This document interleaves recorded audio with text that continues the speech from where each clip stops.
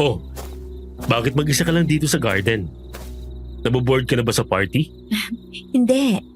Nagpapahangin lang ako. Ang dami kasing tao dun sa loob ng bahay. Para ako nalulunod. Gets kita. Introvert ka rin siguro, no?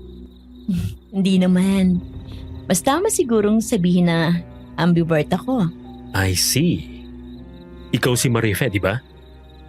Naalala kong pinakilala ka nila sa akin kanina. Oo. At ikaw naman si Richard?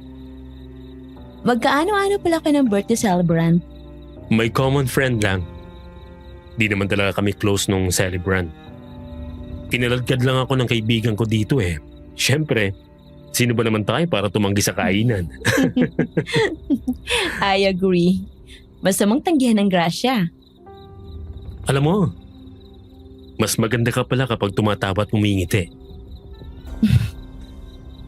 Bakit mo naman nasabi yun? Kanina ko pa kasi napapansin na hindi ka masyadong umingiti. Tahimik ka lang. Alam mo yung first impression ko sa'yo nung nakita kita kanina? Ano? Na malungkot. Mabigat ang kalooban mo. I have a feeling na may isang masakit na bagay lang na pinagdadaanan. I mean, lahat naman ng tao sa mundong ito may kanya-kanyang krus na pinapasan. But in your case, mukhang mas mabigat ang dinadala mo.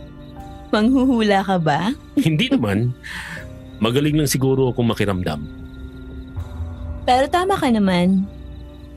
Mabigat nga ang pinagdaraanan ko. Siguro 1 linggo pa lang ang nakakalipas mula nung nahuli kong may ibang babae palang asawa ko. Oh, I'm sorry to hear that. Pero, bakit naman siya magtataksil sa'yo? Bukod sa maganda ka, mukha namang mabait ka at disenteng babae. Hindi naman yan sapat na basehan eh. Kahit na siguro ako ang pinakamaganda at pinakamabait na babae sa buong mundo, kung maglolo ko ang asawa ko, maglolo ko at maglolo ko talaga siya. Hindi ko siya mapipigilan. Sa bagay may punto ka. Siguro napagod na siya sa akin. Kasi kahit anong gawin namin, hindi ko pa rin siya nabibigyan ng anak.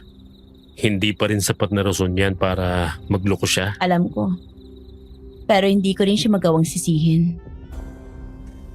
Hindi niya alam kung gaano siya kaswerte sa'yo.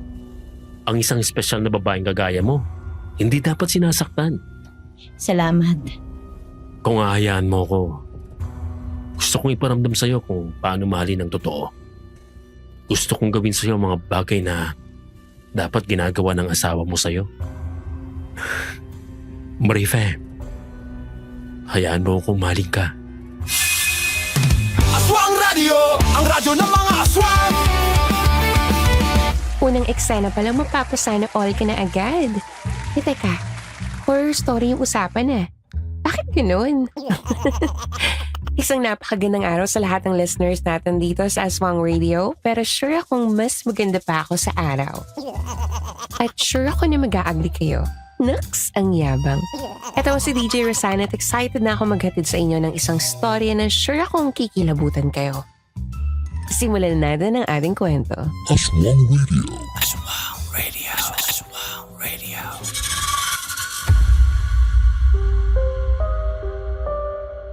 I have a confession to make. Dumating ako sa point ng buhay ko na gusto kong patayin ang asawa ko. Don't get me wrong. Mahal ko siya at kahit kailan ay hindi ko rin pinangarap na maging isang kriminal. Pero aaminin ko, sa isip ko, ilang beses ko na siyang pinatay sa iba't ibang paraan. Aswang Radio. Aba? Teka lang naman, sender, nakakalorky ka. Kaaga-aga, sinalubong mo naman agad kami ng pagka-intense-intense ng mga salita mo. Pero aminin nyo, minsan sa buhay nyo, ay nararamdaman nyo rin itong nararamdaman niya. Yung tipong, kung hindi lang kasalanan ng pumatay, matagal yun ang ginawa. Pero dahil krimen to, ay maghunos dili tayong lahat ha, utang na loob. Ay nako, ituloy na natin yung kwento. Aswang Radio. Aswang Radio. Aswang Radio. Bago natin simulan ang kwento nating ito, mga mahal naming tagapakinig at taga-subaybay, ito po ang inyong lingkod, si Jupiter. At sa ngalan po ng buong team ng Kwentong Takip Silim, nais po naming ipaabot ang aming taus-pusong pakikiramay at pakikisimpatya sa lahat ng naapektuhan ng mga lindol nitong mga nakaraang araw. Ipinapaabot din po namin ang aming mga dasal para sa inyong kaligtasan at sa mabilis na pagbangon ng mga pamilyang tinamaan ng trahedya. Naway patuloy tayong gabayan at patatagin sa gitna ng mga pagsubok na ito. Mag-ingat po tayong lahat. DJ Rosana, to protect my privacy, itago niyo na lang po ako sa pangalang Marife. Tubong kapis na lumipat sa Cebu City at nagtatrabaho bilang isang private school teacher. Hindi naman po sa pagmamayabang pero mula pagkabata, itinanim na ng mga magulang ko sa isip ko na maganda ako. Malaanghel raw ang aking mukha at ang sabi naman ng iba, pwede raw ako maging artista o di kaya maging isang beauty queen. Pero dahil sa sarili kong asawa, pakiramdam ko ako ang pinakapangit na tao sa buong mundo. Good morning, Han. Halika na, kumain na tayo. Naganda ako ng breakfast. Dakuhan, sorry. Nagmamadali kasi ako Sa office na ako kakain. Sayang naman itong niluto ko. At saka maaga pa naman May early meeting ako with our bosses. Hindi ko ba nabanggit sa'yo kagabi? Hindi sige, magbabalot na lang ako ng pagkain para sa'yo. Sa office mo na lang kainin. Hindi na, Han. Kailangan ko na talagang umalis. Ha? Sige. Huwag ka na rin palang maganda ng kakainin ko for dinner tonight. Kailangan ko mag-overtime kasi ang dami kong urgent na trabaho ngayon. Alam mo naman yung boss ko. Dami-daming pinagagawa sa akin. O sige, alis na ako ha. Bye, Han. Bye. Nagtatrabaho sa isang construction firm ang asawa kong si Robert. Mula pa noon alam ko ng career-driven siya at gagawin ng lahat para makuha ang kanyang ambisyon. Pero sa simula ng relasyon namin, nagagawa naman niyang balansehin ang hectic schedule niya sa work at ang oras namin bilang mag-asawa. Pero kalaunan, napansin kong wala na siyang time para sa akin. Bilang isang supportive wife, natry ko namang intindihin siya. Pero minsan, hindi ko talaga maiwasang masaktan. Hello? Hello, babe. Paano mo nalaman yung telephone number namin? Ano ka ba? Para namang hindi mo ako kilala. Wala akong hindi kayang gawin para sa'yo. Hindi ka ba nag-iisip? Paano kung yung asawa ko makasagot sa'yo? Sinakto kong nakaalis na siya. Paano mo nalaman? Nasa tindahan lang ako sa may kanto nyo. Nakita ko nung lumabas ang kotse niya. Kaya nakitawag ako dito para makausap ka. Bakit ka ba nagpunta dito? Isang linggo na kasi tayong hindi nagkikita Miss na kita. Baka pwede mo naman akong papasukin dyan sa inyo. Total ikaw na lang mag-isa dyan. Alam mong hindi pwedeng gusto mo. Paano kung biglang pumunta dito yung biyanan ko at maabutan ka? Isa pa, may trabaho ako. Pupunta na ako sa school maya-maya lang. Kung ganon, ihatid na lang kita. Saktong-sakto, dala ko ang motor ko. Hindi pa rin pwede. Baka makita tayo ng mga kapitbahay. Sige na, umuwi ka na. Pupuntahan na lang kita sa apartment mo sa darating Sabado. Ayaw mo na ba sa akin? Ano bang sinasabi mo? Napapansin ko kasi nitong mga nakaraang araw na parang nawawalan ka na ng gana sa akin. Naboboard ka na ba sa relasyon natin, babe? Please, sabihin mo sa akin kung anong pwede kong gawin para maibalik yung dating tayo. Masaya naman tayo dati Hindi na ba kita napapasaya ngayon? Huwag kang mag-isip ng ganyan. Basta, magkikita tayo sa Sabado. Pag-uusapan natin yan. Hindi ka pwedeng mawala sa akin, babe. Hindi ko kakayanin. At hindi rin ako makakapayag na iwan mo ako. Akin ka lang. Sa loob ng ilang buwang relasyon namin, marami na ako napansing red flag sa kanya. Kung sino-sino na lang kasi ang pinagseselosan niya, kahit wala naman akong ginagawang masama. Minsan nagagalit siya pag mas marami akong oras sa asawa ko. Tinatanong pa nga niya kung active pa rin daw ba ang sex life naming mag-asawa. At pag sinagot ko siya ng totoo ay nagagalit siya. Kaagad rin naman siyang kumakalma at humihingi ng tawad. Pero sa pagkakataong yun, iba na yung nararamdaman ko sa kanya. Aswang Radio. Hi! Sorry pero binabawi ko na yung sana all na sinabi ko kanina. Papalitan ko na lang ng horror. Mukhang sakit pa sa ulo pala tong si Richard na to. Ang creepy ng mga sinabi niya na para bang pagkaari niya tong si Marife. Huwag mo ngang sabihin yan. Hindi mo ako pag-aari at hindi rin ako pag-aari ng asawa ko. Sorry babe. Nadala lang ako ng emosyon ko. Miss na kasi talaga kita eh. Basta, magkikita at mag-uusap tayo sa darating na Sabado. Huwag ka nang tatawag dito sa bahay. At huwag ka na rin pupunta dito. Good morning, Ma'am Marife. Nandito na pala ang pinaka-fresh na nilalang sa faculty room na to. Si Sir Ramon talaga puro biro. Teka, bakit parang wala kang tulog? Nagpuyat ka na naman ba sa lesson plan mo? How I wish. Yung lesson plan ang pinagpuyatan ko. Nakakaloka ang mga kaganapan sa subdivision namin kagabi. Bakit? Anong nangyari? May kapitbahay kaming natagbo ang patay sa mismong bahay niya.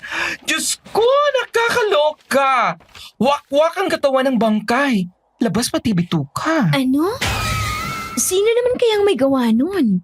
May kaaway ba siya? Nako, isa lang ang hinala ng lahat sa subdivision namin. Kakagawan raw ito ng aswang. Aswang? Oo, aswang. Kaya nga takot na takot ako at hindi nakatulog ng maayos. Alam mo namang mag-isa lang ako sa bahay bilang isang matandang dalaga. Naku, paano kung ako naman ang puntiryahin ng aswang? Ayoko pang mamatay, no? Sir Ramon talaga. Huwag kayong magpapapaniwala sa mga sinasabi ng kapitbahay nyo. Hindi na uso ang mga aswang ngayon. 2002 na. Sa bagay.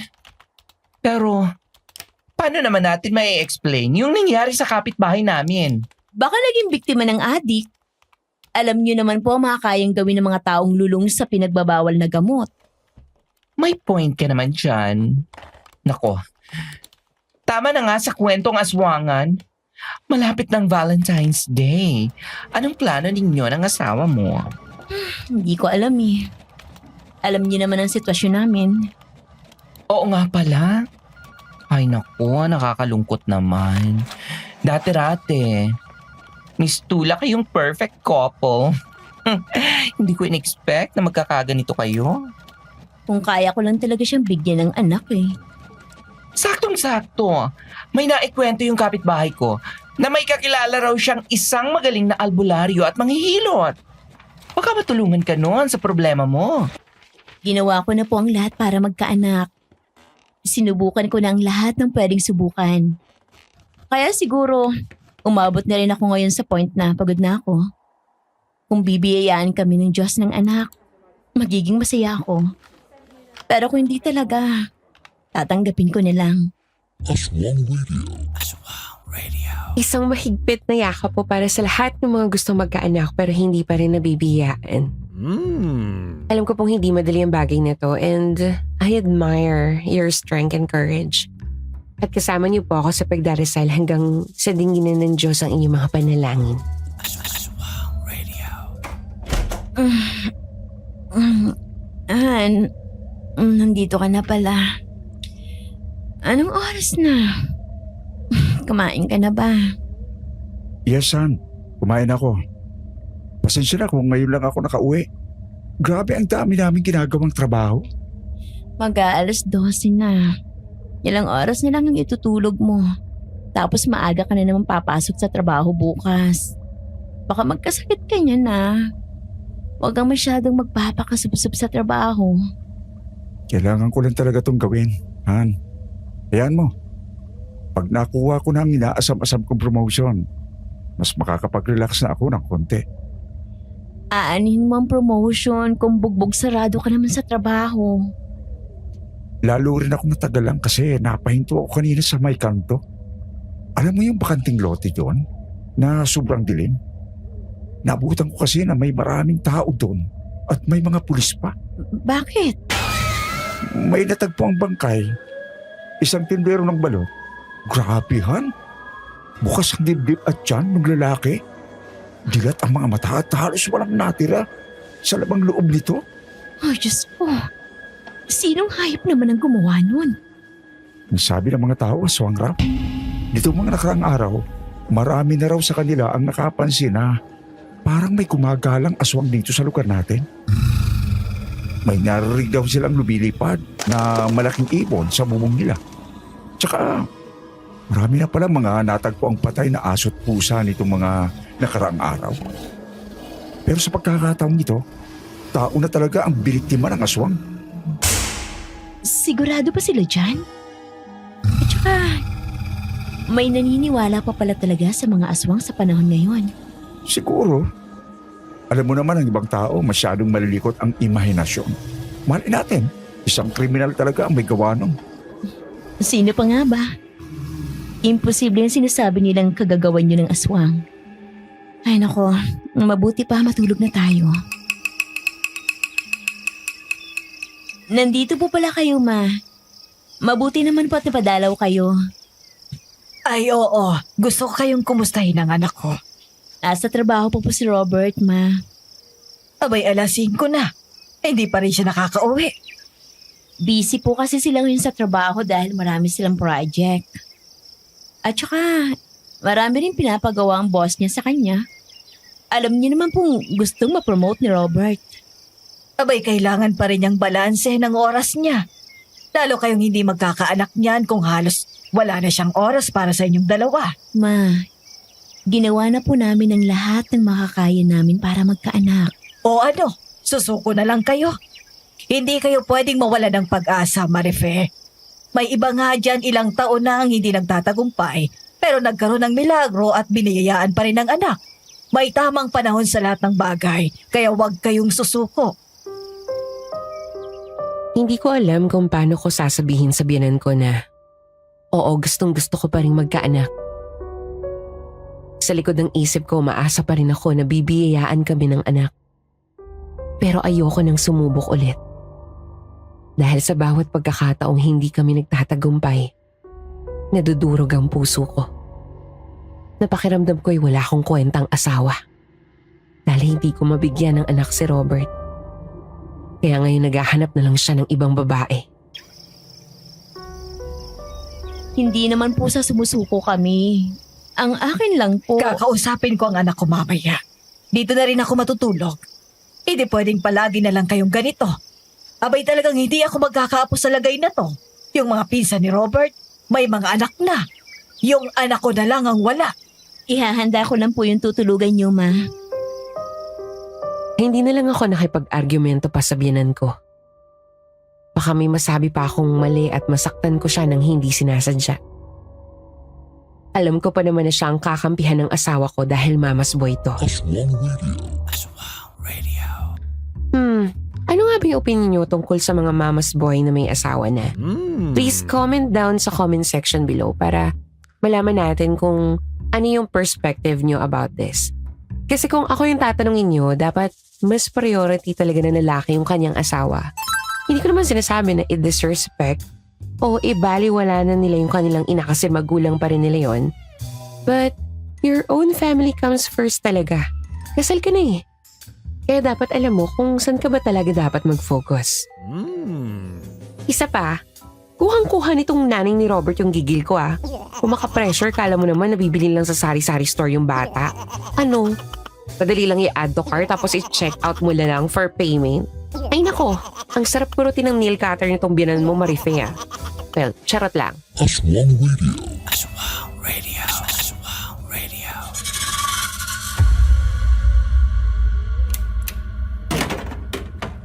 Babe, sa wakas, pinuntahan mo na rin ako dito. Hindi ako pwedeng magtagal. Ha? Bakit naman? Kakarating mo lang. Parang gusto mo nang umuwi ka agad. Nasa bahay yung binan ko. Doon daw siya matutulog. Nagsinungaling lang ako sa kanya At sinabi kong may mga bibilihin lang ako sa grocery. Kaya hindi ako pwedeng magtagal. Ngayon na lang tayo nagkita ulit tapos hindi ka pa pwedeng magtagal? Hindi ko to ginusto. Alam mo naman ang sitwasyon eh. Naiintindihan ko naman. Nakakainis lang talaga. Kung alam mo lang kung gaano kahirap ang sitwasyon ko. Nandun na naman siya para i-pressure akong magkaanak. Para bang ganun lang kadali ang hinihingi niya? Na naman? Hindi pa ba siya tapos dyan? Ewan ko sa kanya. Ayaw talaga kaming tigilan. Kakausapin daw niyang asawa ko mamaya. Napupuno na rin ako dyan sa biyanan mo eh. Ay, wag na lang natin siyang pag-usapan. Maiinis ka lang lalo.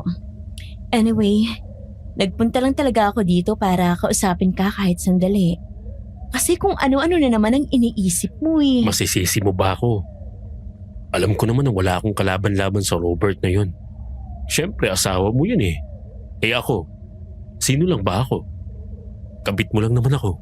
Hindi lang kita kabit. Ikaw ang lalaking nagpaparamdam sa akin na special ako. At deserve ko ring makaramdam ng pagmamahal. Alam mo naman na mula nung niloko ako ng asawa ko, nawala rin yung self-worth ko. Pero dahil sa'yo, naging masaya ulit ako. Yan naman ang pinangako ko sa'yo, di ba? Ipaparamdam ko sa'yo ang lahat ng bagay na dapat ipinaparamdam ng asawa mo sa'yo. Hindi ako magiging kagaya ng walang kwentang lalaking yun. Oo, alam ko. Kaya wag mong iisipin na wala kang laban sa kanya. Walang dahilan para magselos ka o mag-isip ng masama, okay? Okay. Kaya lang naman ako nagkakaganito dahil mahal na mahal kita eh. Ayoko mawala ka sa akin, babe. Hindi ko kakayanin. DJ Rosana nung mga panahong yun, akala ko sobrang sweet at clingy lang talaga ni Richard. Na kaya siya nagkakaganon ay dahil mahal na mahal niya ako. Hindi ko siya nakita as a red flag. Masyado kasi akong focus sa mga magagandang bagay na pinakita niya sa akin. Pagkatapos namin mag-usap ng gabing yun, dumiretso na ako sa grocery at umuwi na rin kaagad sa bahay. Naabutan ko ang asawa at biyanan ko na nag-uusap sa may sala. Mabuti naman at narito ka na, Marife. Ba't ang tagal mo? Mahaba po kasi ang pila sa grocery. Akrahan, tutulungan na kita dyan. Hindi. Okay lang. Kaya ko na to. Kinausap ko na tong anak ko. Agsabi ko, balansehin niya ang oras niya sa trabaho at sa bahay. Ba hindi na kayo bumabata? Kailangan niyo na rin magkaanak. Ma, please. Tama na. Anong tama na? Nagsasabi lang naman ako ng totoo. Basta, puntahan niyo yung sinasabi kong magaling na manghihilot. Marami raw yung natulungang mag-asawa na hirap magkaanak. Ang doktor na mismo ang nagsabi sa amin na... Walang imposible kung gugustuhin ng Diyos. Huwag kayong maniwala agad sa sinasabi ng doktor. May malay natin. May dumating na milagro sa inyong mag-asawa. Papayag na lang ba kayong tumanda na walang anak? Naisip niyo man lang bang mag-ampon? Ayaw namin mag-ampon. Kung ganon, ipahilot mo yung asawa mo. Magaling raw ang manghihilot na yon. Kaya siguradong mabubuntis na itong si Marife. Ang bigat ng dibdib ko habang nakikinig sa mga sinasabi ng binan ko. Parang may bikig sa lalamunan ko at gustong-gustong magsalita. Pero kagaya ng palagi kong ginagawa, hinabaan ko na lang ang pasensya ko at hindi na nagsalita. Ano yon? Ang alin po? Parang may malaking aninong dumaan sa may bintana. Sobrang bilis ng kilos nito kaya kaagad ring nawala. Wala naman po ako nakita. Ay natural dahil hindi ka naman nakaharap sa bintana. Totoo ang sinasabi ko, may dumaan kang anino. Eh baka naman namalikpata lang po kayo. Halika na, maghapunan na tayo at nang makapagpahinga na rin kayo. Napatingin ako sa bintana at wala rin ako nakitang anino doon o kahit na anong kakaiba. Pero hindi ko rin naman maipaliwanag kung bakit bigla na lang nagsitaasan ang balahibo ko. Hindi ko na lang ito masyadong pinansin at inabala ko na lang ang sarili ko sa paghahanda ng hapunan namin. Tulog na ba si Mama? Oo. Hinatid ko na sa kwarto niya para makapagpahinga na. Paulit-ulit pa rin niyang sinasabi na may anino raw talagang dumaan doon sa bintana. Namalikmata lang yun. Sa tagal natin sa bahay na to, wala naman tayo napapansing kakaiba. Oo nga eh. Han? Ano bang sinabi mo kay mama kanina? Bakit parang pinalalabas na wala akong sapat na oras sa'yo? Nagsumbong ka ba? Ano? Hindi Hindi ako nagsumbong. Naintindihan mo naman kung bakit ako sub-sub sa trabaho, di ba? Para rin naman to sa atin. Hindi lang to para sa sarili kong pangarap, kundi para na rin sa ating dalawa. Huwag mo naman sanang isipin na pinababayaan kita at mas inuuna ko lang ang trabaho ko. Humigpit ang pagkakahawak ko sa hinuhugasan kong tinidor. Aaminin ko, gustong-gusto ko itong iangat at isaksak sa asawa ko. Ang kapal na mukha niyang isipin na nagsumbong ako. At talagang pinapalabas niya pa na nagtatrabaho siya para sa aming dalawa. Kaya alam ko namang kaya siya walang panahon sa akin ay dahil sa kabit niya. Muli na naman bumalik sa isip ko ang araw na nahuli ko siyang may kasamang ibang babae sa isang restaurant. Sinundan ko sila hanggang sa nakita kong pumasok silang dalawa sa isang motel. Kaya hindi niya ako mapapaniwalang sub-sub siya sa trabaho para sa future naming dalawa. Naiintindihan ko naman. Pero maniwala ka. Wala talaga akong sinabing kahit ano kay mama. At wala rin akong sasabihin sa kanya. Naniniwala naman ako sa'yo. Han, pagpasensyahan mo na lang ang bibig ni mama, ha? Kilala mo naman yun. Nasanay na ako. Pero medyo masakit pa rin ang paulit-ulit niyang binabanggit ang tungkol sa pagkakaroon ng anak. Huwag kang magpapapressure doon. Sinabi ko naman sa'yo, okay lang sa akin na hindi tayo magkaroon ng anak. Masaya naman tayong dalawa eh. Kontento na ako sa'yo. Aswang Radio. Aswang Radio. Aswang Radio. In fairness ang galing magmanipulit ng asawa nitong ni Marife. Mga peking words of affirmation siguro yung love language ng lalaking to. At alam nating marami ang mga taong kagaya ni Robert. And sadly, marami din sa atin ang nadadala sa mga mabubulaklak na pananalita ng mga manlolokong to. Buti na lang at alam ni Marife ang katotohanan. Kaya hindi na siya basta-bastang nadadala sa mga pambobola nito. Ay, nako. Tingnan natin kung ano pa ba ang susunod na mangyayari. Aswang Radio. Aswang Radio. Aswang Radio. Han, mag-alas 11 na. Ngayon ka pa natapos sa ginagawa mo. Oo. Gumawa pa kasi ako ng lesson plan. O sige na, tulog na tayo. Sige.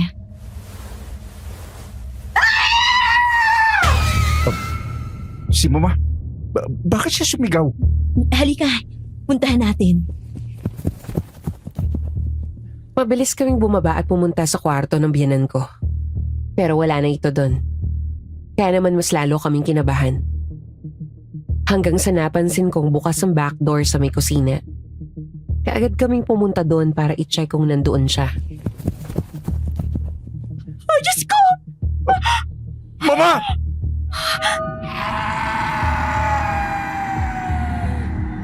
Nakita namin ang biyanan ko na nakahandusay na sa lupa at dilat ang mga mata. Wala na tong buhay habang nakabukas ang dibdib at tiyan. Nasa itaas naman ito ang isang napakalaking itim na aso. Kinilabutan po ko na mapagtantong baka ito na nga ang sinasabi nilang aswang. Hayop kang aswang ka! Pinatay mo ang mama ko! Pagbabayaran mo to! Anong gagawin mo? Bumalik si Robert sa may kusina at kumuha ng kutsilyo at asin. Sinubukan ko siyang pigilan pero nababalot na siya ng galit ng oras na yon. Ang totoo niyan, naitulak pa nga niya ako para hindi ko siya mapigilan. Nasaan na yun? Nasaan ang aswang? Bakit bigla siyang nawala? Han, please, tama na. Magpakita ka ulit, aswang! Harapin mo ako! Hindi ako natatakot sa'yo! Papatayin kita! Habang hysterical pa rin ang asawa ko sa nangyari, pinilit ko naman pong pakalmahin ang sarili ko. Kaagad akong tumawag ng pulis para i-report ang nangyari. Nang dumating ang mga ito ay tulala si Robert. Kaya ako nang sumagot sa mga katanungan nila. Bakas naman sa mukha nila na hindi sila sigurado kung paniniwalaan nila ako sa mga sinabi ko o hindi. Sa bagay hindi ko rin naman sila masisisi. Lalo na't parang pangyayari sa pelikula ang naranasan namin. Sir, totoo po ang sinasabi ko. May isang malaking aso nga po na pumatay sa biyanan ko. Doble o triple pa sa karaniwang laki ng aso ang laki niya. Pula ang mga mata, tumutulo pa ang laway. Makapalang maiitim niyang balahibo at sobrang talas ng kuko. Bakit pa ayaw niyong maniwala sa amin? Sa tingin niyo ba, imbento lang namin ang lahat ng to? Han, please, kumalma ka lang. Paano ako kakalma? Pinatay ng aswang yung mama ko. At di wala akong magawa para makuha ang ustisya sa pagkamatay niya? Sir, maniwala po kayo sa amin. Hindi kami nagsisinungaling. Gawin niyo po ang lahat ng makakaya niyo para tulungan kami. Mabilis na kumalat ang balita sa mga kapitbahay namin. Naging bukang bibig ng lahat ang tungkol sa aswang na sumugod sa bahay namin. Aswang Radio. Aba, hindi na ako magtataka dyan na sa Pilipinas tayo eh. The land of Marites. Nagkaroon po ng closed casket na lamay para sa biyanan ko. Sa loob ng 3 araw ay nasa funerarya lang kami. Lalo pat ayaw na umuwi ng asawa ko. Sinubukan siyang kausapin ng mga relatives niya. Pero ayaw niya talagang magpahinga man lang. Han, uuwi lang ako sandali sa bahay para kumuha ng mga damit natin. Hindi ako magtatagal. May ipapadala ka ba? Okay lang ako. Sige na, gawin mo na kung anong kailangan mong gawin. Baka pwedeng kumain ka muna kahit konti. Wala akong gana. Magkakasakit ka niyan eh. Mamaya na lang, pag-alis mo. Susubukan ko sumubo. Sige, Kagaya ng paalam ko sa asawa ko, umuwi ako sa bahay para kumuha ng mga damit namin.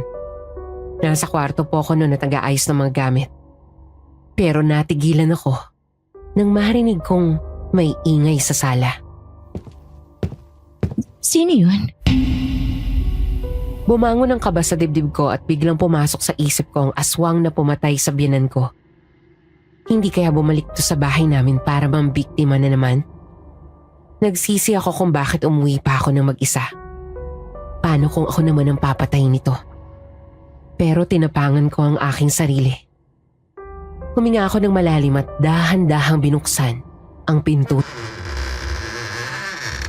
Babe, Anong ginagawa mo dito? Teka! Ano ba? Tumigil ka nga muna. bakit?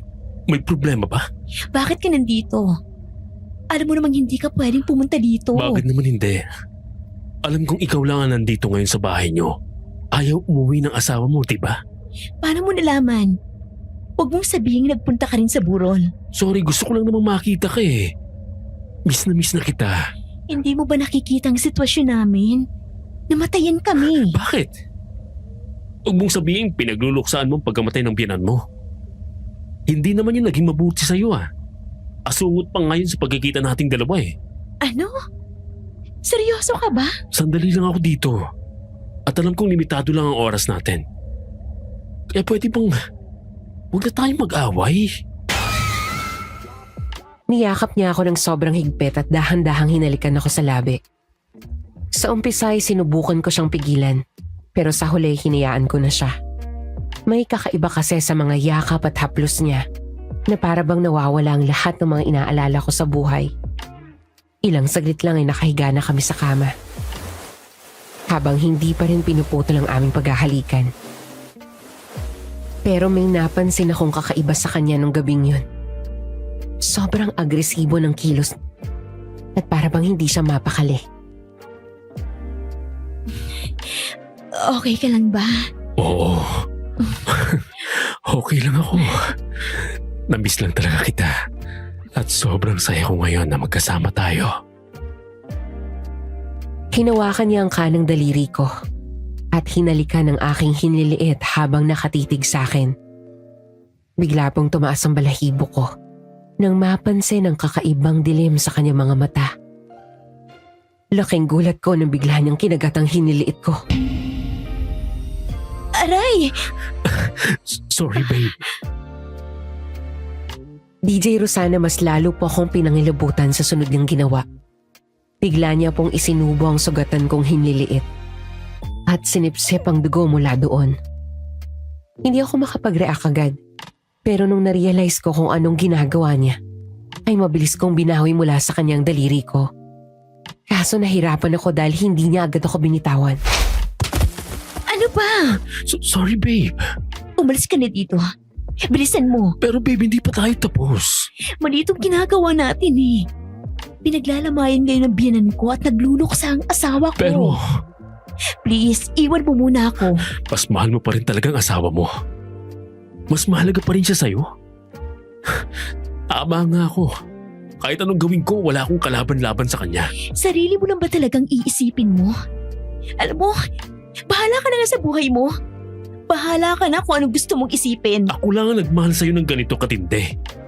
Ako lang ang trumato sa'yo ng maayos. Kaya hindi ako papayag na baliwalain mo lang ako. Hindi kita binabaliwala. Hindi mo ako pwedeng isang tabi na lang, babe. Mahal na mahal kita. At kahit anong mangyari, hindi na kita pakakawalan. Tandaan mo yan. Hindi na niya ako hinayaang magsalita pa at galit niya akong tinalikuran. Naiwan ako mag-isa sa kwarto na hindi alam ang gagawin. Bumagsak ang luha ko dahil sa tindi ng emosyon na nararamdaman ko noong oras na yon. DJ Rosana, aaminin ko po. Doon na po ako nakaramdam ng takot sa kanya. Pakiramdam ko kasi kaya niyang gumawa ng masama para hindi lang ako mawala sa kanya. At naitanong ko sa isip ko, hindi kaya nagkamali ako na pinapasok ko sa buhay ko si Richard? Aswang Radio. Ay nako, Marife, ako nang sasagot sa tanong mo. Oo at isang malaking oo. Maling-mali talaga na nakipagrelasyon ka kay Richard. Kasi sa tingin ko, he's obsessed. Obsessed ang lalaking yun sa'yo at feeling niya, pag-aari ka na niya. Who knows kung ano yung makakaya niyang gawin. Huwag ka lang mawala sa kanya. I understand na masakit para sa'yo ang panloloko ng asawa mo. Pero I don't think na tama din na gumanti ka. Oh. Alam kong very cliche itong pakinggan, pero hindi maitatama ang pagkakamali ng isa pang pagkakamali. Aswang Radio. Han, mabuti naman at nakauwi ka na. Halika, mag-dinner na tayo. Hindi na, Han. Busog na ako eh. Mula nung nailibing si Mama, hindi ka na kumakain at nagpapahinga ng maayos. Nag-aalala na ako sa'yo. Sa tingin ko, kailangan ko ng panahon para mag-isip. Naisip kong lumayo muna. Anong ibig mo sabihin? Magbabakasyon muna ako sa probinsyahan. Kahit ilang linggo lang. Kailangan ko lang ng panahon para makapag-isip. Baka sakaling makatulong ito sa akin para tanggapin ang nangyari. Sigurado ka ba dyan? Gusto mo bang samahan kita? Hindi. Gusto ko sanang gawin ito ng mag-isa. Naiintindihan ko. Sa totoo lang po, malakas ang kutob ko na hindi naman magbabakasyon ng asawa ko sa probinsya. Ginagamit niya lang ang pagkakataon na to para makasama ang kabit niya. Pero imbes na pigilan siya, hinayaan ko na lang po siya na gawin ang gusto niya. Kung ito ang makakatulong sa kanya. Alam ko kasi na hindi madali ang pinagdaraanan niya. Pero ang hindi ko alam, marami palang mangyayari sa loob ng halos 2 linggong wala siya. Kailangan ko nang umuwi. Ha? Bakit ka pa uuwi? Wala naman ang asawa mo sa bahay ah. Bakit hindi ka na lang dito matulog? Bukas ng umaga ka na lang umuwi. Hindi pwede. Maaga pang pasok ko bukas. At saka, marami pa akong kailangan gawin sa bahay. Babe, sige na naman, please. Minsan lang naman to eh.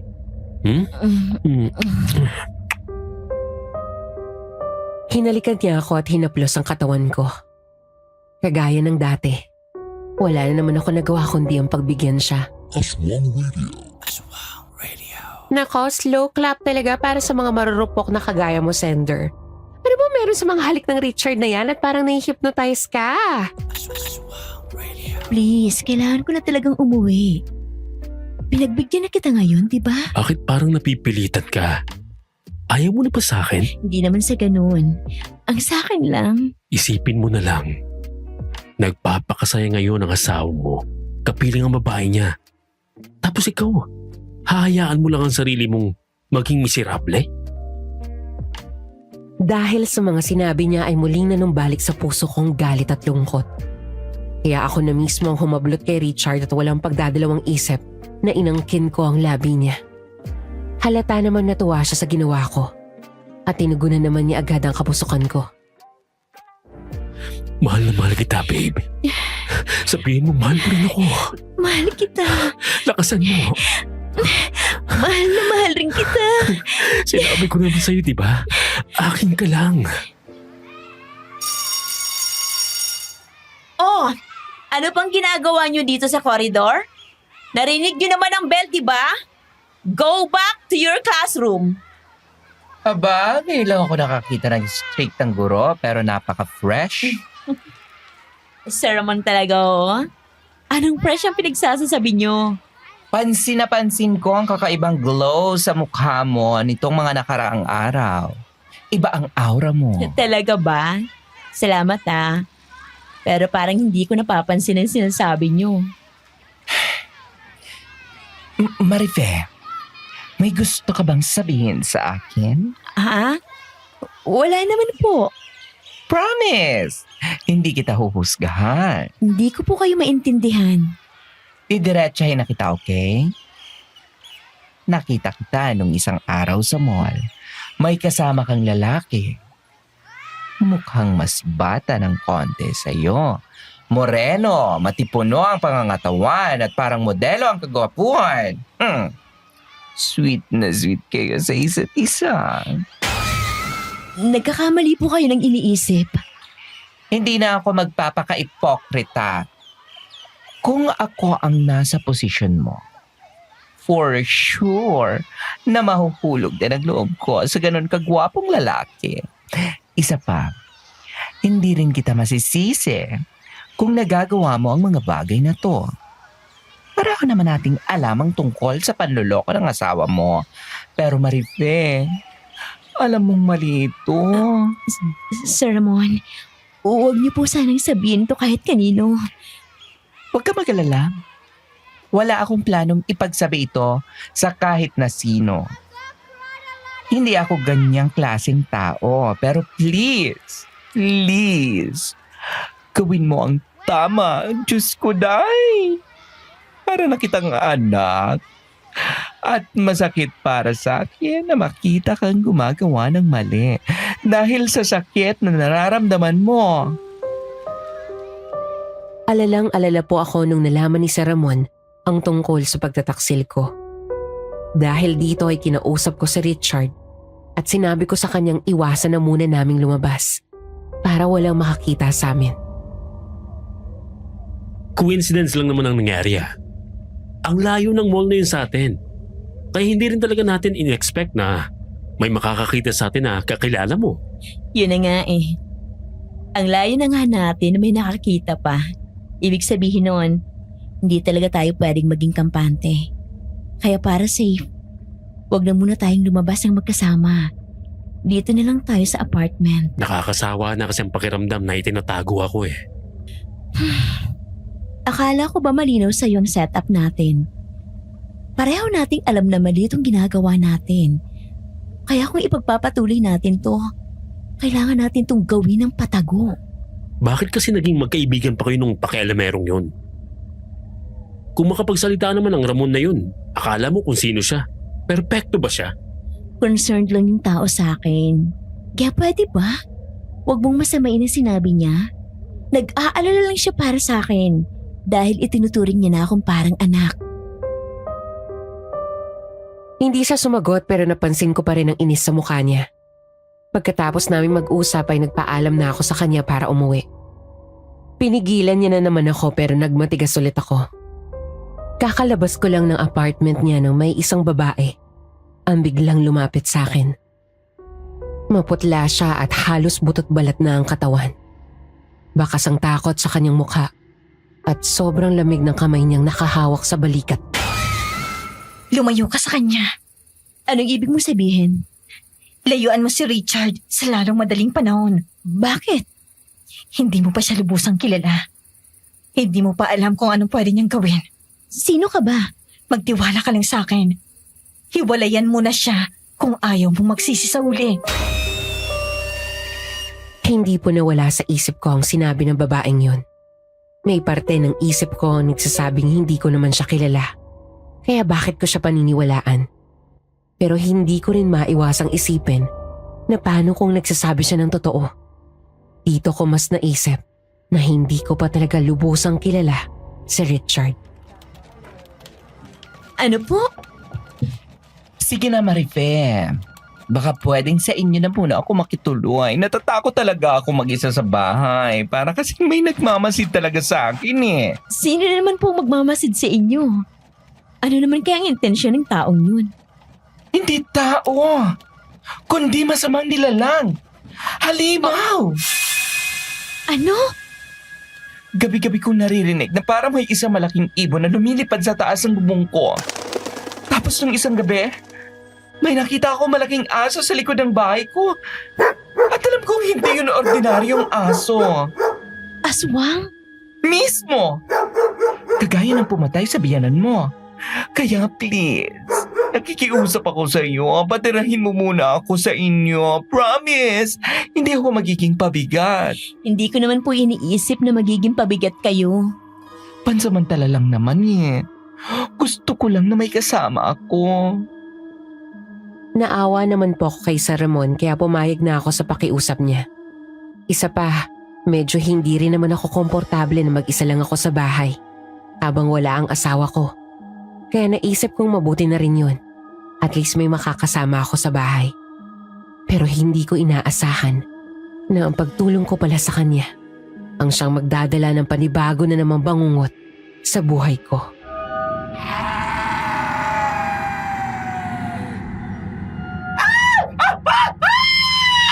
Sir Ramon? Anong nangyayari dyan? Nasa kwarto ako noon at naghahanda na sa pagtulog nang bigla kong narinig ang malakas niyang sigaw sa may sala. Mabilis akong kumilos at bumaba para i-check kung anong nangyari. Pero napahinto ako sa may hagdan nang dahil sa nakita ko. Tulong! Tulungan mo ako!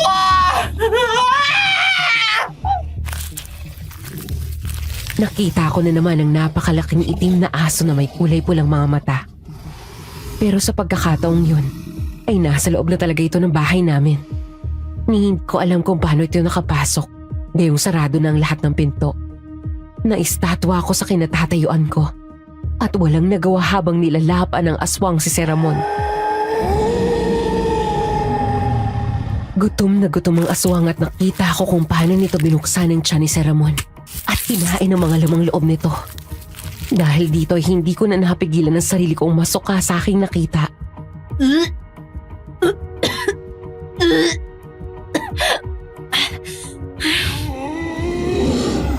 Sa kasamaang palad, nakuha ko ang atensyon ng aswang na marinig nitong sumusuka ko.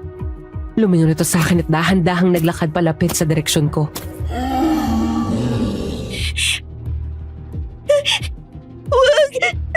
Please, maawa ka sa akin! Hindi nagtagal ay tuluyan na nga itong nakalapit sa akin. Napapikit na lang ako nang ilapit ng aswang ang mukha nito sa katawan ko. Pero nagtaka ako na mapansing inamoy lang ako nito. Pinagmasdan. Pagkatapos ay basta na lang itong tumakbo palabas ng bahay. Napabuntong hininga ako at nabunutan ng tinik. Pero hindi ko pa rin maialis sa sistema ko ang pagkasindak. Lalo na't nakikita ko pa mismo sa harap ko ang nakahandusay na bangkay ni Sir Ramon. Han, nabalitaan ko nangyari. Han, mabutit umuwi ka na. I'm sorry, Han. Hindi kita dapat iniwan dito. Mabuti na lang at walang nangyaring masama sa'yo. Si Sir Ramon. Don't worry. Ako nang kakausap sa pamilya niya. Hindi madali ang pinagdadaanan mo. Kaya wag mo nang masyadong i-stress ang sarili mo. Salamat, Han. Simula po nung umuwi galing sa bakasyon ng asawa ko, napansin kong may nagbago sa kanya. Grabe po yung pag-aalaga niya sa akin na para bang gusto niyang bumawi. Aswang Radio. Aba, Sender, share mo naman sa amin kung saan probinsya nagbakasyon yung asawa mo. Para may something sa tubig or hangin sa lugar na yun, ha? Okay, let's go. Pero kasabay naman po ng pagbuti ng relasyon naming mag-asawa, ay ang komplikasyon naman sa relasyon naming dalawa ni Richard. Bakit hindi mo na ako pinupuntahan? Ang tagal na nating hindi nagkikita, babe. Namimiss na kita. Bakit mo ako pinuntahan dito sa school? Hindi ka na ba talaga nag-iisip? Desperado na ako eh. Hindi ko na alam kung paano pa kita makakausap. Alam mo may pinagdadaanan ako ngayon. Hindi pa nga ako nakaka-recover dun sa nangyari kay Sir Ramon eh. Hindi ba? Mabuti na rin na nawala ang taong yun. Alam niyang tungkol sa relasyon natin. Paano kung naisip niyang isumbong tayo? Baka siya pang naging dahilan ng pag-iiwalay natin. Ano? Seryoso ka ba sa sinabi mo? Naririnig mo bang sarili mo? Babe, huwag mo sanang masamain yung sinabi ko. Ang sa akin lang naman eh. Alam mo, hindi ko pa kayang kausapin ka sa ngayon. Pwede ba iwan mo muna ako? Tsaka na tayo mag-usap. Gusto lang naman kitang damahin sa pinagdadaanan mo eh. Hindi ka nakakatulong. Bakit? Dahil masaya ka na ulit sa asawa mo? Akala mo ba hindi ko alam na nagiging mabuti na ulit ang pakikitungo niya sa'yo? Paano mo ba nalalaman ang mga bagay na yan? Minamanmanan mo ba kami? Kasi kung oo, napaka-creepy ng ginagawa mo. Pinasaya kita nung panahong niloloko ka ng asawa mo. Tapos ngayon, porket nagbait-baitan siya sa'yo, basta mo na lang akong babaliwalain? Kung ano-ano na lang talagang iniisip mo, pwede ba tumigil ka na? Hindi ako papayag na gawin mo to sa akin. Tandaan mo to, hindi mo ako pwedeng iwan.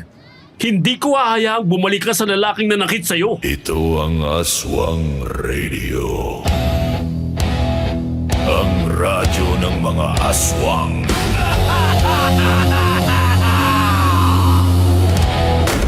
Nakakaloka, daig pa ang asawa mo kung umusta. Ito na nga siguro yung tinatawag nilang obsession. Nasaktan si Sender dahil sa panluloko ng asawa niya.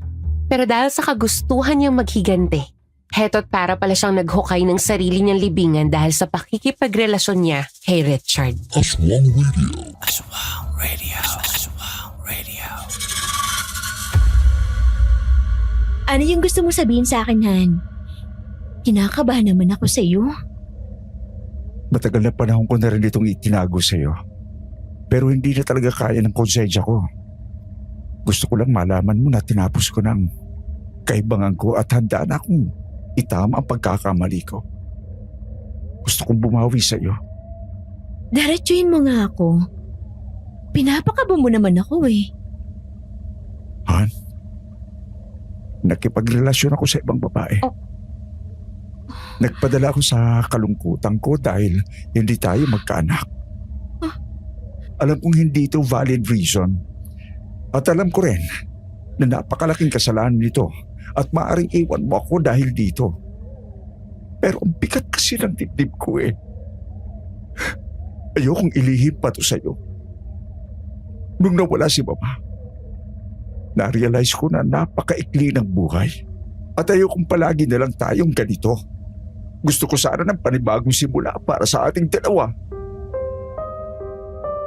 DJ Rosana, tanga na kong tanga. Pero pinatawad ko ang aking asawa at muling tinanggap sa buhay ko. Hindi ko sinabi sa kanya na matagal ko nang alam ang tungkol sa pangangaliwa niya. Most of all, hindi ko rin sinabi sa kanya na gumanti ako at nakipagrelasyon rin ako sa iba. Basta't niyakap ko lang siya ng mahigpit at hinalikan. Aswang Radio. Aswang Radio. Abay, napaka-sweet naman pala. Gets ko naman kung bakit hindi mo na sinabi sa kanya yung lahat-lahat.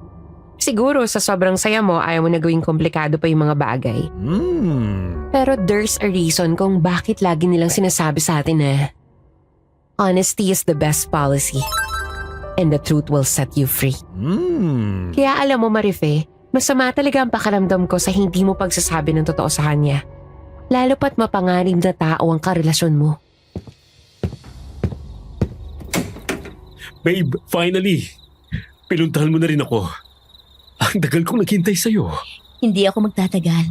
Ang sabi ko lang sa asawa ko, May dadalaw na akong birthday party ng kaibigan ko. Then, may 1 o 2 oras tayo para magsama at magpakasaya. Babe, may problema ba? Maupo ka. Mag-uusap tayo. Ang seryoso mo naman.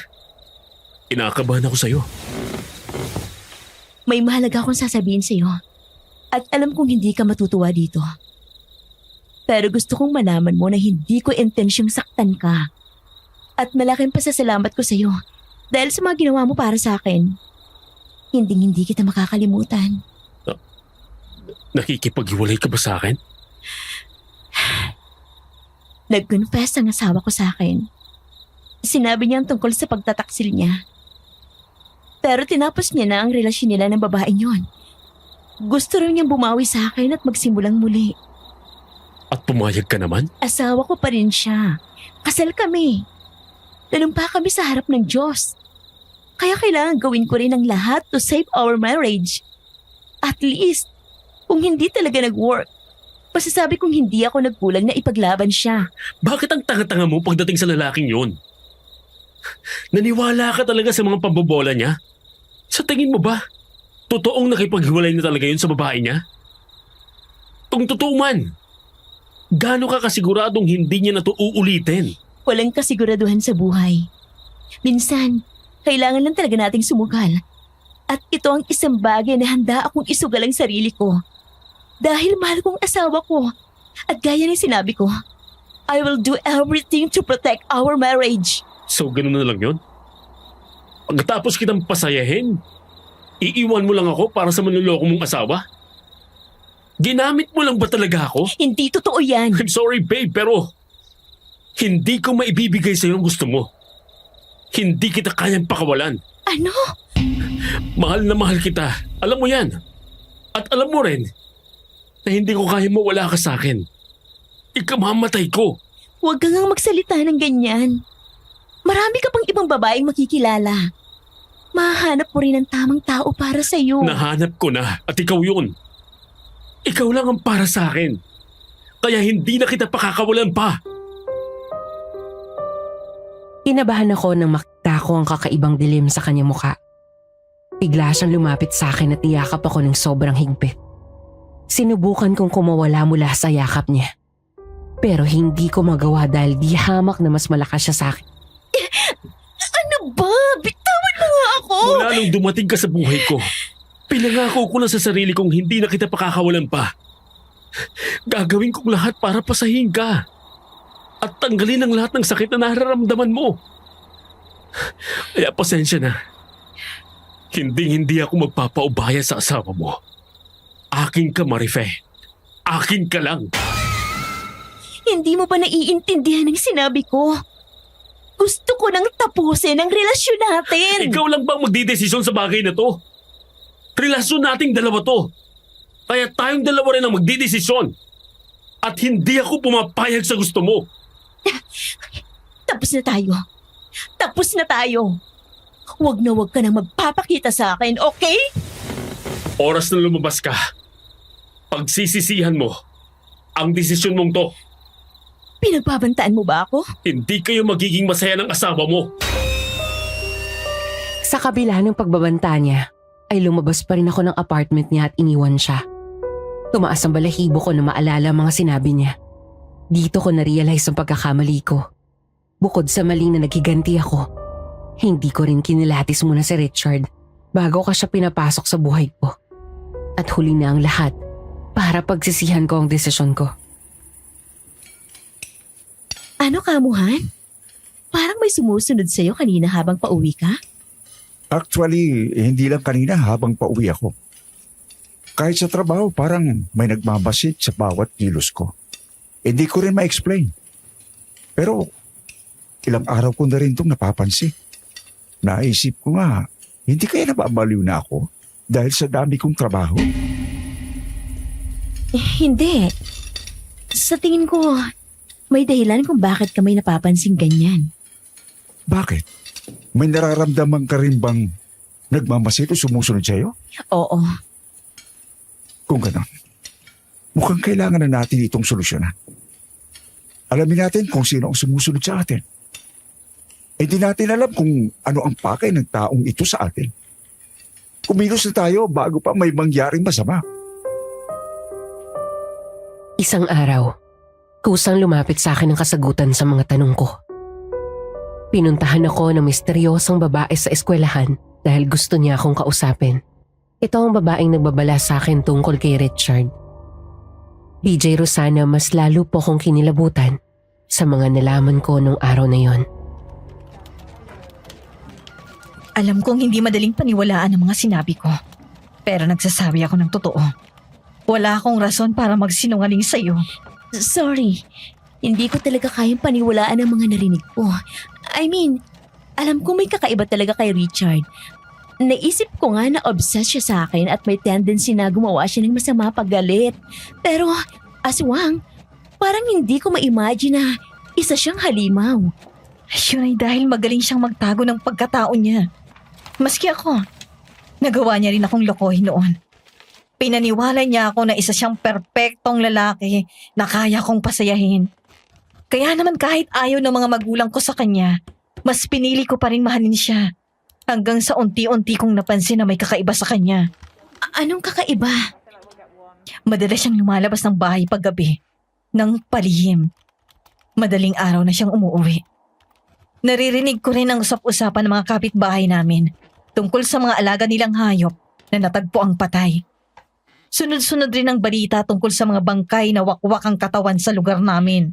Mga biktima sila ni Richard. Gano'n na nga.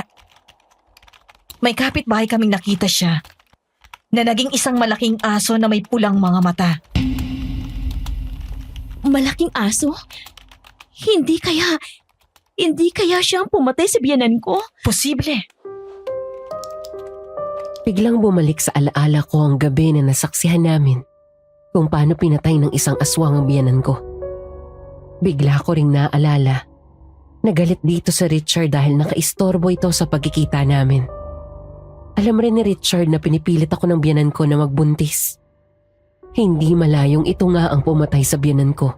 May motibo siya para gawin ang ganong kabrutal na bagay. Oh, Diyos ko! Nagpanggap akong wala akong alam sa sekreto niya. Hanggang sa unti-unti ako nakipaghiwalay sa kanya. Galit na galit siya sa akin noon. Hindi niya matanggap na iiwan ko siya. Pinagbuhatan niya ako ng kamay. At paulit-ulit na sinabing hindi raw ako makakawala sa kanya. Pag-aari niya raw ako. Yan din yung sinabi niya sa akin. Pero ang hindi niya alam, pinaghandaan ko ang gabing yon. Habang sinasaktan niya ako, palihim kong inilabas ang dala kong buntot ng pagi at nilatigo ko siya gamit yon. Napuno ng sugat ang katawan niya at parang nag-usok ang balat niya sa ginawa ko. Dito ko na nga sinabi sa kanya na alam ko ng sikreto niya. Pinagbantaan ko siya na ako mismong papatay sa kanya kung hindi niya ako pakakawalan. Pumayag ba siya? Nung umpisa akala ko nagtagumpay ako. Akala ko pinakawalan niya na ako. Yun pala, naghanap lang siya ng tamang pagkakataon para umatake. Nung naghiwalay kami, tsaka ko nalaman na buntis pala ako. Habang nagdadalang tao ako, napansin ko na may isang malaking asong umaaligid sa bahay namin tuwing gabi. Kinabahan ako noon. Kung minsan naman, may napapansin kami ng pamilya ko na parang may isang malaking ibon na lumilipad sa taas ng bubong namin. Aswang! Isang gabi, bigla na lang sumakit ang tiyan ko. Napansin ni nanay na may tumutulong dugo sa binti ko. Kaagad nila akong binuhat para isugod sa ospital. Pero pagkalabas namin ng bahay, bago pa nila ako maisakay sa tricycle, sinalubong na kami ng isang malaking aso. Pinagbasdan ako nito na naging dahilan para mas lalong sumakit ang tiyan ko. Pagkatapos nun, basta na lang ito tumakbo at hindi na sinugod ang kahit na sino sa amin. Nakapagtataka naman. Kahit kami nagtaka rin. Pero nung nakarating na kami sa ospital at nalaman naming wala ng bata, tsaka namin na-realize na kaya pala hindi kami sinugod ng aswang ay dahil nakuha na nito ang gusto niya. Pero siya ang ama ng batang yun. Dahil isa siyang halimaw. Wala siyang puso. Pagkatapos nun, patuloy pa rin niya akong sinusundan. Minsan kahit hindi ko siya nakikita, nararamdaman ko pa rin na nagmamasid siya sa akin. Natigil lang ito nang makilala ka niya. Oh, Diyos ko. Kung ganon, maaari nga niya akong saktan. Pati ang asawa ko. Kailangan mong mag-ingat. Kilala ko siya. At alam kong hindi siya titigil hanggat hindi niya nakukuha ang gusto niya. Hindi mawala sa isip ko ang mga ibinunyag ng dating kasintahan ni Richard. Mahirap paniwalaan ang sinabi niya. Pero nararamdaman kong nagsasabi siya ng totoo. Sa mga sumunod na araw ay patuloy pa rin naming nararamdamang mag-asawa na para bang may nagmamasid sa bawat galaw namin. Di nagtagal ay para na kaming nagiging paranoid. Hindi ko naman masabi sa kanya ang katotohanan dahil alam kong magagalit siya sa akin. Ang lakas naman ng ulan at hangin na to. Mukhang ito na yung sinasabi sa balita na may low pressure area daw. Oo, mukhang ito na nga yun. Mabuti na lang at may handa akong kandila at lampara. Sige, isara na natin ang pinto at bintana. Magpahinga na tayo. Pagkatapos masiguradong nakasara na ang pinto at bintana, ay sabay na kaming umakyat ng asawa ko sa kwarto namin. Imbis na humiga sa kama, ay kinuha na muna namin ng mga kandila at lampara. Oh, ayan. Medyo maliwanag na ang bahay. Sapat na siguro to. Oo, sapat na to. Malalaki naman ang mga binili kong kandila kaya hindi yan madaling mauupos. Kung ganun, magpahinga na tayo. Sino yun? Hindi ko alam. Sino naman kaya ang nasa labas sa gitna ng malakas na ulan at hangin? Tulong! Tulungan niyo ako! Maawa kayo! Pagbuksan niyo ako ng pinto! Nanlaki ang mga mata ko nang mapansin na parang pamilyar sa akin ang boses ng lalaking kumakalampag sa pinto namin. Hindi nga lang ako ganun kasigurado dahil parang nilulunod ng malakas na ulan ang boses nito. Pero masama ang pakiramdam ko dito. May lalaki sa labas at humihingi ng tulong. Teka, titingnan ko. Wag, Han. Bakit naman? Masama ang pakiramdam ko eh. Parang may mali. Han, may taong nangangailangan ng tulong natin. Hindi naman siguro tama na pabayaan na lang natin siya. Paano kung may aswang sa labas? Paano kung patibong lang ang lahat ng to? Hindi naman siguro. At saka, narinig naman natin pareho ang boses na nasa labas. Tao yon, hindi aswang. Pero, Sandali lang ako. Promise. Dito ka lang, okay? Sa huli, wala na akong nagawa. Kabadong-kabado ako ng oras na yon, DJ Rosana. Kaya naman sinundan ko na siya at naabutan kong may pinapasok siyang lalaki sa sala. Basang-basa ito ng ulan at nanginginig pa ang katawan.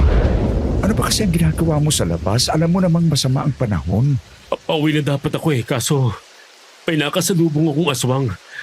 Kaya tumakbo ako na mabilis. Nakita ako ng aswang at hinabol ako nito. Mabuti na lang at nakita akong bahay niyo. Kaya naisip kong humingi ng saklolo. Buti na lang pala't pinagbuksan kita.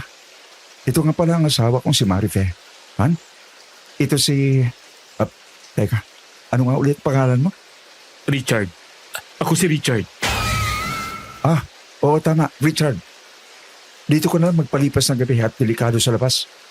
Pwede ka sa guest room namin. Maraming salamat talaga sa tulong mo ha. Kumain ka na ba? Oo, kumain na ako. Gusto mo ba ng kape? Wag na. Rakaya naman sa inyo. Ano ka ba? Huwag kang mahiya sa amin. Pasaya kaming makatulong sa kapwa. O sige, diyan ka na muna at ipagtitimpla kita ng kape. Han? Pakisamahan mo muna itong si Richard.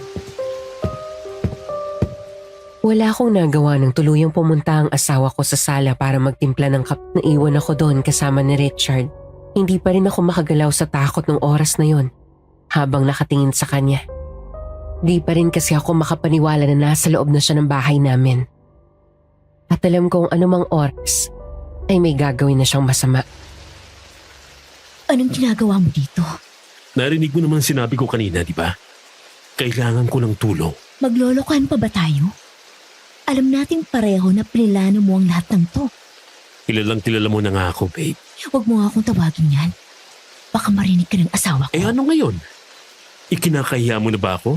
At ang relasyon natin? Aswang Radio. Aswang Radio. Aswang Radio.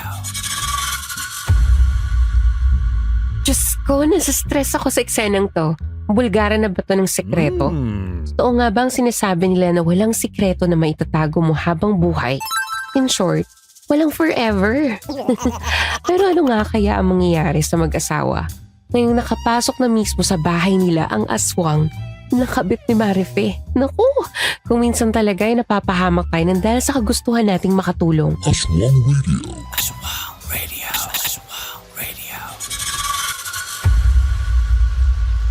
Anong relasyon ang sinasabi mo? Hiwalay na tayo. At kagaya ng sinabi ko, hindi ako pumapayag sa gusto mo. Kaya ako nandito para patunayan sa'yo na handa akong ipaglaban ka. Wala kang dapat ipaglaban dahil ayoko na. Hiwalay na tayo. Bigla niyang hinaklit ang braso ko at tumaas ang balahibo ko sa nakita kong galit sa kanyang mukha. Para siyang nawala sa sarili. Ano ba? Bitiwan mo nga ako. Bakit ba hindi Nasasaktan mo ako. maintindihan na kahit kailan, hindi tayo maghihiwalay? Akin ka. Akin ka lang. Hoy! Anong ginagawa mo? Bitiwan mo ang asawa ko! Mabilis na inilipag ni Robert sa mesa ang hawak niyang tasa ng kape. Pagkatapos ay sinubukan niya akong kunin mula kay Richard. Pero mas malakas ito sa kanya. Basta na lang siya nitong itinulak. Huwag kang makialam dito! Han, Sino ka ba? Bakit mo ginagawa ito? Bakit hindi mo tanungin ang magaling mong asawa kung sino ko? Sa puntong yun, alam kong wala na akong choice kundi sabihin sa asawa ko ang buong katotohanan. Huminga ako ng malalim bago ko sinabi sa kanya ang lahat. nagkaroon kami ng relasyon ni Richard. Hiniwalayan ko siya pero hindi niya ito matanggap. Ano? Matagal ko nang alam ang tungkol sa kabit mo.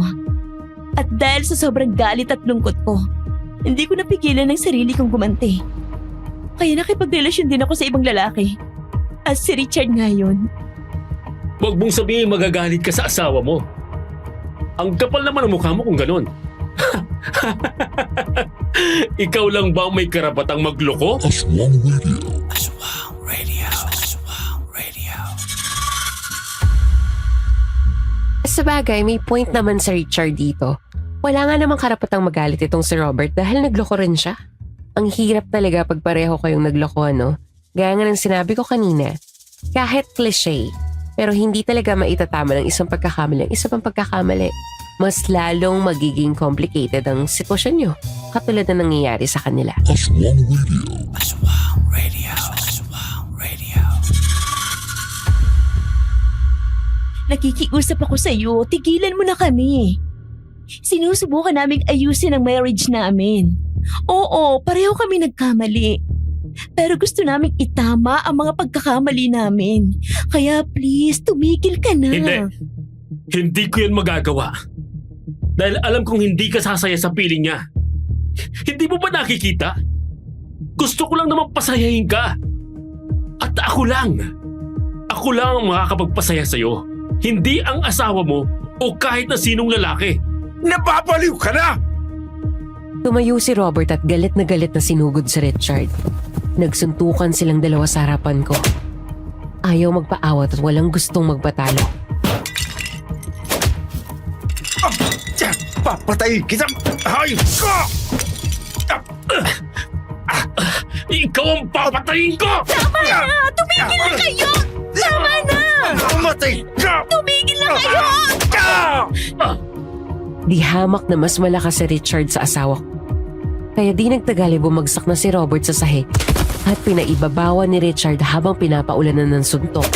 Ano ba? Tama na! Tigilan mong asawa ko! Tapusin ko ang buhay ng lalaking to para wala nang adlang sa pagmamahalan natin! Patayin mo man siya! Di pa rin ako sasama sa'yo! Tapos na tayo! Wala na akong nararamdamang pagmamahal sa'yo! Sa sinabi kong yun ay parang mas umigting pa ang galit ni Richard. Nakita kong nanlisik at tumalim ang mga mata niya. Unti-unting humaba at naging kulay itim ang kanyang mga kuko. Kapansin-pansin rin ang pagbabago ng kanyang anyo. Naging parang kulay putik ang kanyang balat at tumubo roon ang makakapal na balahibo. Oh, Diyos ko! Nagiging aswang na siya! Alam kong hindi ko siya maaaring hayaang magtagumpay. Hindi ako pwedeng manghina o magpadala na lang sa takot ko. Kaya naman mabilis akong tumakbo papunta sa altar namin malapit sa kusina. Kinuha ko mula doon ng isang benditadong crucifix. Kumuha rin ako ng asin bago ako bumalik sa sala. Pero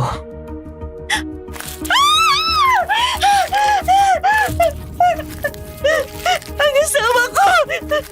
Hayop ka, Richard! Pinatay mo ang asawa ko! Halimaw ka!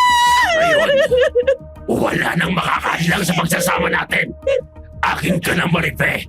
Akin ka na. Kailanman ay hindi ako mapapasayo! Hindi ako pag-aari ng kahit na sino! Ayop ko ang babae ka! Pagkatapos ng lahat ng ginawa ko sa'yo, itong igaganti mo sa akin! Wala akong utang na loob sa'yo! Ikaw! Ikaw ang may utang sa akin! Ang dami mo pinatay na mahal ko sa buhay! At ngayon, pati asawa ko pinatay mo rin! Kaya pagbabayaran mo to! Kung hindi ka mapapasakin, sisiguraduhin kong hindi ka rin mapupunta sa kahit na sino! galit na galit niya akong sinugod. Pero bago pa man siya tuluyang makalapit sa akin, ay sinabuyan ko na siya ng asin. At sinalubong ko rin siya ng dala kong crucifix na inilapat ko sa bandang noo niya. Halimaw ka! Mawala ka na! Pero nagawahan niya akong itulak dahilan para mahulog sa sahig ang crucifix. Bago ko pa man ito magawang pulutin, ay nakatakbo na palabas ng bahay ang aswang. Pero dahil desperada na ako at puno ng galit sa puntong yon, hinabol ko pa rin siya dala ang crucifix. Bumalik ka dito! Huwag kang makalala! Hindi pa tayo tapos! Hindi ako titigil hanggat hindi ka napapasakin! Hindi ka magtatagumpay! Isang malaking pagkakamali na pinapasok kita sa buhay ko! Kaya kahit anong mangyari, hindi na ako papayag na makabalik ka pa sa buhay ko! Sa pagkakataong yon ay muling bumalik sa normal ang kanyang anyo. Basang-basa siya ng ulan. At sa gitna ng madilim na gabi, nakita ko pa rin ang galit at desperasyon sa kanyang muka. Akmang lalapit siya sa akin pero napaatras naman ako at itinutok sa kanya ang crucifix. Subukan mo lumapit! Papatayin talaga kita! Hindi mo kailangan matakot sa akin. Mahal na mahal kita. Gusto lang naman kitang pasayahin. Paano ako magiging masaya kung kinuha mo sa akin ang mga mahalagang tao sa buhay ko? Tigilan mo na ako, Richard! Umalis ka na sa buhay ko! Hindi kita kailangan! Ibibigay kung gusto mo. Sa ngayon. Pero darating ang araw. Babalik ako. At muli tayong magmamahalan. Nahihibang ka na! Tinalikuran niya ako at mabilis na tumakbo palayo. Naiwan naman ako doon na umiiyak at hindi alam kung anong gagawin. Pinilit kong pakalmahin ang aking sarili bago pumasok sa bahay. Tumawag ako ng pulis upang i-report ang nangyari. Habang hinihintay ang pulisya, ay napatingin naman ako sa bangkay ng aking asawa. Halos hindi ko na makilala ang itsura niya. Puno ng sugat ang katawan niya. Naliligo na rin siya sa kanyang sariling dugo at wakwak ang kanyang dibdib at tiyan kung saan nagsilabasan na ang kanyang lamang loob.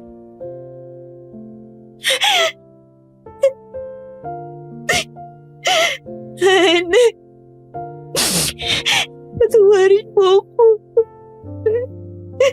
Hindi ko alam na aabot sa ganito ang lahat. I'm so sorry. Mula po nung namatay ang asawa ko ay lumipat na ako ng bahay. Hindi ko na kasi kayang manatili doon dahil maaalala ko lang ang mga nangyari. Pinuntahan ako ng kapatid at pinsan ko dahil nag-aalala sila sa kalagayan ko. Laking pasasalamat ko sa kanila dahil hindi nila ako pinabayaan kahit halos hindi ako makausap ng maayos. Isang araw, nasa sementeryo ko para bisitahin ang puntod ni Robert. Muli ko na namang nakita ang dating kasintahan na si Richard. Kailangan mong mag-ingat. Kung pinagbantaan ka niya na babalik siya, gagawin niya yun. Hindi natin alam kung ano pang kayang gawin niya. Hindi natin alam kung ano pang kayang gawin ng isang aswang na katulad niya. Wala na akong pakialam. Bubalik siya kung gusto niya. Kung gusto niya akong patayin, edi gawin niya. Wala na rin namang halagang buhay ko ngayon. Huwag mong sabihin yan. Alam kong pakiramdam mo. Napakadilim ng mundo mo ngayon. Pero naniniwala akong magiging maayos rin ang lahat sa buhay mo. Huwag ka lang mawawala ng pag-asa. Ito na siguro ang karma ko sa lahat ng mga katanghang ginawa ko sa buhay. Habang may buhay, may pag-asa pa para itama ang mga pagkakamali natin. Huwag kang susuko, Marife. Umabot po talaga sa point na wala na akong ganang mabuhay. Umuwi ako sa amin sa Capiz kasama ang kapatid at pinsan ko. Sinubukan kong magsimula ng panibagong buhay. Sa tulong na rin po ng nanay ko na inilapit ako sa simbahan, unti-unti akong nakabangon. Naging active ako sa mga church activities, outreach programs at naging isang lector din ako sa simbahan. After 2 years ay muli akong umibig. Ikinasal kami at nagkaroon ng 2 anak. Hanggang ngayon ay magkasama pa rin kami at masayang namumuhay ng simple. Pero paminsan-minsan, hindi ko pa rin maiwasang isipin ang sumpa ni Richard. Paano kung matuntun niya ako? Paano kung bigla siyang dumating para sirain ang masaya at payapang buhay na meron ako ngayon? Sa mga nakikinig po ngayon, sa tingin niyo, ang pagpapakita ba ulit sa akin ni Richard para to pa rin ang isinumpa niya? Ano kaya ang dapat kong gawin in case na mangyari ngayon? Maraming salamat sa mga sasagot. At maraming salamat din po sa inyo, DJ Rosana. At sa buong team ng Aswang Radio. Para sa pambihirang pagkakataon na to. God bless po sa ating lahat. Aswang Radio. Aswang Radio. Aswang Radio. Wow! Isang kakaibang kwento nga naman ang napakinggan natin. To be honest, medyo nakakagigil ang mga desisyon sa buhay ng ating sender. Pero naisip ko rin, normal na tao lang naman siya kagaya nating lahat. Wala namang perfect to. Lahat tayo ay nagkakamali. Depende na lang talaga kung paano tayo babangon at kung paano natin gagamitin ang mga lessons na nakuha natin mula sa mga pagkakamaling yun. At sana naman may natutunan tayo, no? Dahil kung wala, abay wala tayong pinagkatandaan yan. In fairness kay sender, she learned some important lessons from her mistakes at talaga namang ginamit niya ito para mapabuti ang kanyang buhay ngayon. Marifema, sabi ko lang sa'yo, bumalik man o hindi si Richard sa buhay mo, huwag kang tumigil naman ng palataya sa Diyos. Prayers ang magiging pinakamatibay mong sandata. At hanggat maaari, huwag mo masyadong alalahanin ng mga bagay na hindi pa naman nangyayari. At posibleng hindi talaga mangyayari kasi it will hinder you from enjoying life. Huwag masyadong ma-stress, nakaka-haggard yan. But I wish nothing but the best for you and your family. Sa lahat ng mga nakikinig ngayon, ano masasabi niyo sa kwento ni Marife? At ano ang maibibigay niyong payo sa kanya? Sige nga, gusto ko rin mabasa mga comments niyo, kaya make sure to leave it sa ating comment section below. So ano pang hinihintay mo? Mag-type ka na. Dali! At dahil dito na nga po nagtatapos ang ating kwento sa araw na to. Maraming salamat sa pakikinig at masaya po ako na naging bahagi ako ng ating munting channel na Aswang Radio. This is DJ Rosana na nag-iwan ng mga katagang. Huwag mo akong kagatin. Halas sa laban. Aswang Radio, ang radyo ng mga aswang. Halina't